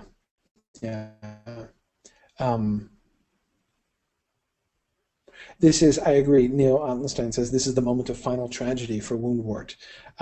Yeah, I agree. I absolutely agree with that. Anyway, let me talk about just a couple other things here. 3 more slides and I'll let you go. It means I'm not going to get to Rousby Woof tonight, but that's because I don't want to rush through the story of Rousby Woof. The story of Rousby Woof is probably the most purely fun of all of the El Herrera stories, and I don't want to give it short shrift. Besides, anyway, it'll fit well enough in talking about the end of the story next time. But a couple things. One, back to the one of the things we've been tracing for a while, which is this sort of conspiracy in favor of the Watership Down warren that we've been observing. This sort of either indirectly or even directly supernatural events that have conspired to assist in the adventures of the establishment and preservation of the Watership Down warren. These 2 moments that I want to show you next serve to me as a really instructive kind of contrast here. Here's Bigwig and Hazel talking right after Bigwig escapes from Ephrata. "I couldn't do it again, Hazel, he said. "You haven't got to," replied Hazel. "It was touch and go, you know," said Bigwig. "A chance in 1,000. "Our children's children will hear a good story," answered Hazel, quoting a rabbit proverb. "How did you get that wound? It's a nasty one." "I fought a member of the council police," said Bigwig. "A what?" The term Auslafa was unknown to Hazel. "A dirty little beast like Hofsa," said Bigwig. I included that last bit because I love that comparison. I find it such a fascinating insight into Bigwig in particular, but really the Watership Down perspective on Ephrata, to try to understand what is it, how does the unnaturalness of the Ephrafan system strike the Watership Down rabbits? That I find such a revealing connection, right? That the council police, Bigwig would say it's enough to say he's a dirty little beast like Hufsa. In other words, they're not like Elil, right? They're not like something big and scary to be afraid of, which is kind of the role that the Auslafa are in, right? They're the enforcers of the council. But that's not how he describes them, right? It's not they're toughs, they're quislings, they're traitors. The fact that he compares them to the smarmy, treacherous, and insufferable Hafsa is to me really revealing about Bigwig's perspective on Ephrata, the Ephrafan Council, and the Council Police. Vervain is not a terror. He's a scumbag. He's a traitor.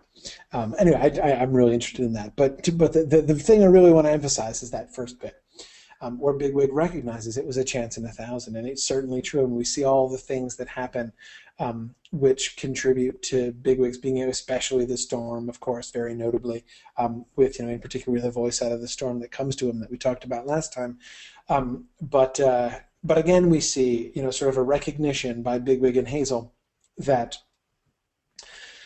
really the plan shouldn't have worked.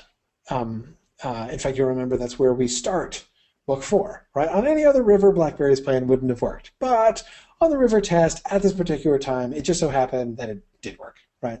And that's been the trend all the way through. The career of the Watership Down warren howsoever unlikely, has all kind of worked out. Then on the other hand, we have Woundwort and his plan, right? This is his plan for attacking the Warren. His idea was that if possible, they should make the journey in one day. This would forestall any possible rumors of their approach. To satisfy himself that they could do this and still be fit to fight when they arrived, he took Campion and 2 others, and himself covered the 3.5 miles to the down east of Watership. Here he grasped at once the best way to approach the beach hangar without being seen or smelled. The prevailing wind was westerly, as at Ephrata. They would arrive at evening and then assemble and rest in the coombe south of Cannon Heath Down. As soon as twilight fell and Thalali and his rabbits had gone underground, they would come along the ridge and attack the Warren.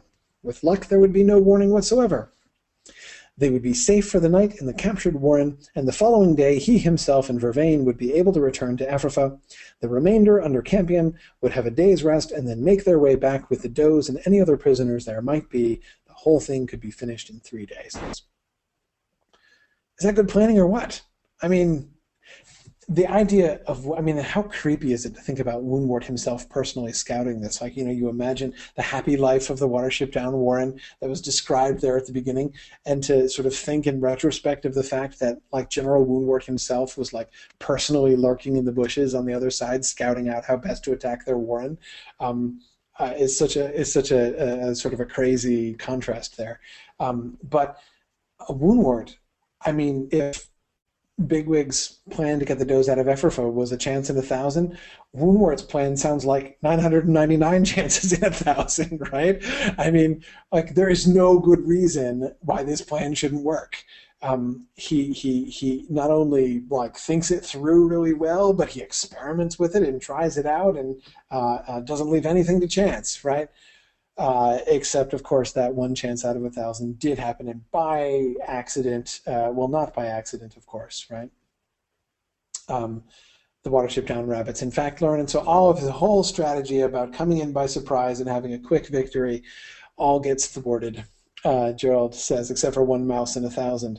Exactly. Well, it's the mouse, right? It's Hazel's mouse. It's not by, on the one hand, it's a chance, right? But it's not a chance.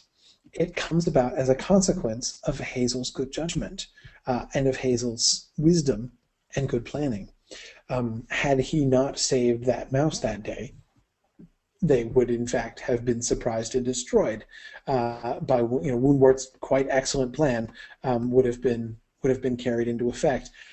So again, seems like we have a bit of a conspiracy here, right? The chance which has a plan, with the plan which has a chance in 1,000 succeeds. The plan which seems almost inescapable is in fact escaped by what seems to everybody involved to be mere luck. One last, yeah, good. Philip points out that when Hazel saved the mouse, he admitted he had no idea how a mouse would be useful, right? I mean, it's not, again, that's like the contrast to Woundwort, right? This is not Hazel being like, okay, it's for the increased security of the Warren. I figure if we've got mouse scouts everywhere, we'll definitely find. He's not thought that way at all, right? He's not thought this through. He just thinks this might be a good thing to do, and maybe it'll work out well, right? So I mean, he acts wisely and he acts well, and is rewarded. You know, they are rewarded for that. But again, it's not because he's a better planner than Woundwort that his Warren succeeds and Woundwort's does not in this sense.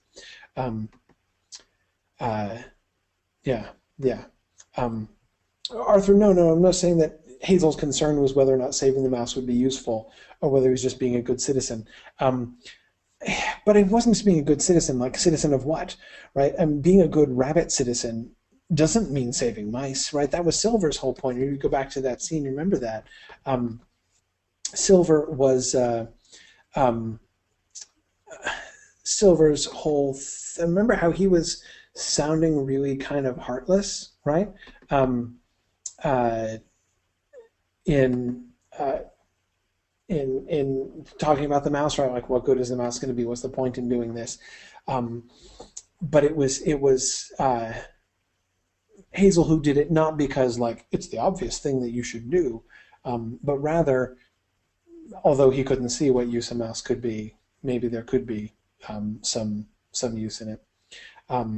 So yeah, I think it's not just about good citizenship or doing a good deed, which everybody recognizes as a good deed, because remember, they didn't all recognize it as a good deed, but it does turn out to be wise and shrewd in the end. Um, yeah, yeah. Um, yeah, good. One last point that I want to make, and then I'll let you guys go. Um, a moment which sort of reminds me of what seems to be one of the defining elements of Watership Down culture, and one of the things which seems to kind of separate them from other rabbit societies that we see, is their flexibility, their adaptability. This moment really kind of jumped out at me. It looks as though we're really going to have a natural life again at last, doesn't it? Said Bigwig, as they browsed their way along the bank. What a summer it's been. I keep dreaming I'm back in Ephrafa, you know, but it'll pass off, I suppose. One thing I brought back out of that place, though, and that's the value of keeping a warren hidden. As we get bigger, Hazel, we ought to take care of that. We'll do better than Ephrafa, though. When we've reached the right size, rabbits can be encouraged to leave. Well, don't you leave, said Hazel, or I'll tell Kehar to bring you back by the scruff of the neck. I'm relying on you to produce us a really good owsla. It's certainly something to look forward to, said Bigwig. Take a pack of young fellows across to the farm and chase the cats out of the barn to get an appetite? Well, it'll come. Several things here. First,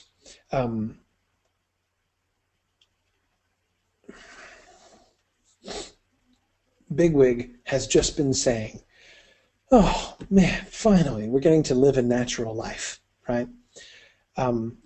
In first implicit and then explicit contrast to the life in Ephrafa, right? About concerning which he still has nightmares, right? It's a good thing we're not an unnatural warren like they are, right?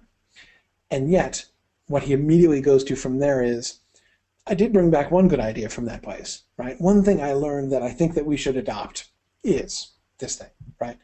Just as Blackberry and Hazel, you know, said that, hey, there was like one really great thing that we learned from the Warren of the Snares, right? Which is, as Philip was just pointing out, the Great Burrow, right? That was awesome. Let's do that. Let's copy that.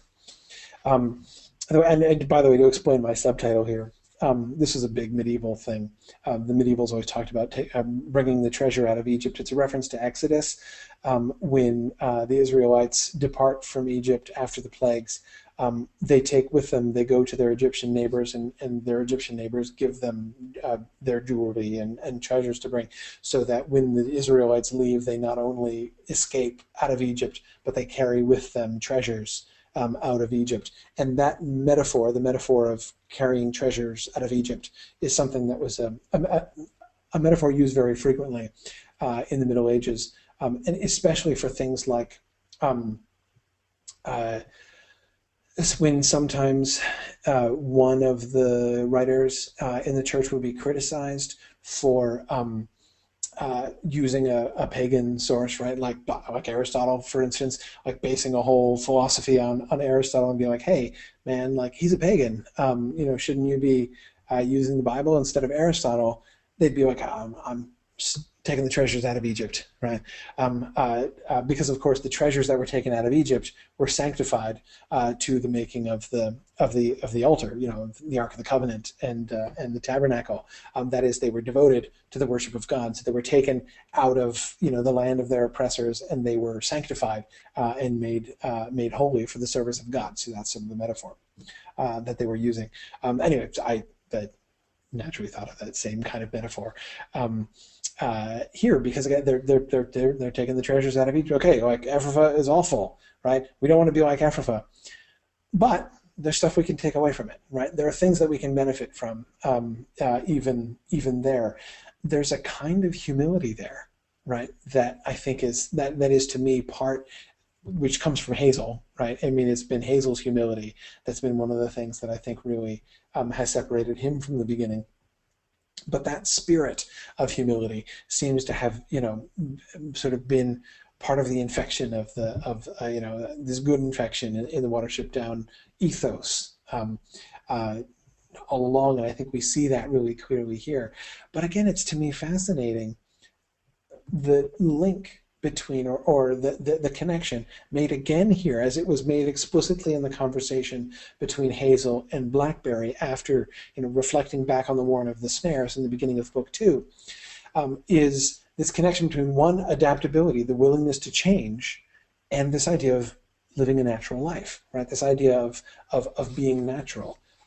Remember, in the context of book 2, it was the question of, like, can they build a warren, right? Can bucks dig?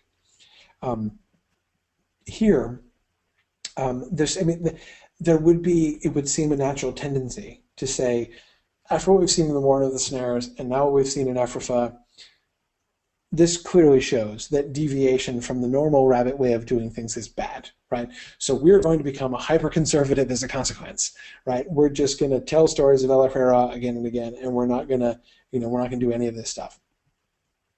Again, that's clearly not where they go. And I think it's interesting that we see the way in which adaptability, the willingness to change, the willingness to learn even from, bad examples, even to take good things out of bad examples, becomes sort of connected with living the natural life. And the way in which the Watership Down Warren is sort of dynamic in this way, to me is very, to me, one of the things that's most characteristic of the Watership Down culture, one of the things that really separates them. They are, in fact, willing to make themselves better rabbits by adapting and by changing, and yet they don't lose their grounding in rabbitry, right? They don't lose, which both the Warren of the Snares and Ephrafa certainly have. One last point that I'll make, and then I promise I'll let you go. Notice that Hazel's big visionary idea, right, of starting a warren, in conjunction with Ephrafa, has a kind of seed here, right? Bigwig himself is already saying, when we've reached the right size, rabbits can be encouraged to leave, right? He's not saying we'll pair with Ephrafa, right? That's Hazel's own particular bit of genius and vision, right? To show, here is the way in which we could establish peace, in which we could establish something that really would be for the best for both of our warrens. Again, I'm just sort of reminded of that moment when the narrator was describing Hazel's role as Chief Rabbit, not of giving ideas, but of being like the conduit or receptacle of what the warren wanted to do, right? That he was just the one which kind of crystallizes and gives voice to what the warren is already doing. And again, it's a very humble view of Chief Rabbit, right? Not a dictator, the opposite of a dictator, right? The dictator is the one who speaks, who commands. Hazel's not a dictator, he's a listener, right? He's in touch with what his warren needs and what it wants. And so again, even the fact that we see this sort of early anticipation of his great, or rather, to say it the other way around, his visionary proposal to Woundwort, the fact that we can see that as kind of the final manifestation of something that's already kind of percolating up, and we hear it in Bigwig's comments here, again shows that kind of humility and leadership that Hazel shows really well. As Philip says, he's a servant of the warren. Yes, he who would be Chief Rabbit should be the servant of all. That does seem to be Hazel's approach. Okay. Next time, I promise, we will talk about Rousby Woof. I'm not going to skip the story of Rousby Woof and the fairy Wog Dog. So we'll talk about that next time, and we'll get through as much of the end of the book as we can. Remember the schedule from here. Next week we are resuming Wednesdays, so we're on Tuesday night this week. We'll go back to Wednesday nights next week. We'll do as much of the end of book 4 as we can, then we'll have the Q&A session. We'll finish things up there. So 2 weeks from tomorrow, we'll do our final sort of makeup session and Q&A session. Please do send me questions, things you want to talk about in that final session, and we'll do that then. But I wanted to make sure that you guys noticed it's not going to be the final session because I decided officially to add another class session at the end to talk about the film. I do want to look at the film and the adaptation and the relationship between the film and the book. So we're going to do an official session on that after the last session. So following tonight, we'll have 3 more nights, 3 more classes on the next 3 Wednesdays, the 7th, 14th, and 21st of January. And then we'll finish up the and then we'll be done with Watership Down, but not before. So okay, those are the things I wanted to make sure that I reminded you of there at the end. Thanks for joining us, everybody, and I will see you guys next week back in my normal environs and in my normal time zone. So thanks, everybody. Good night.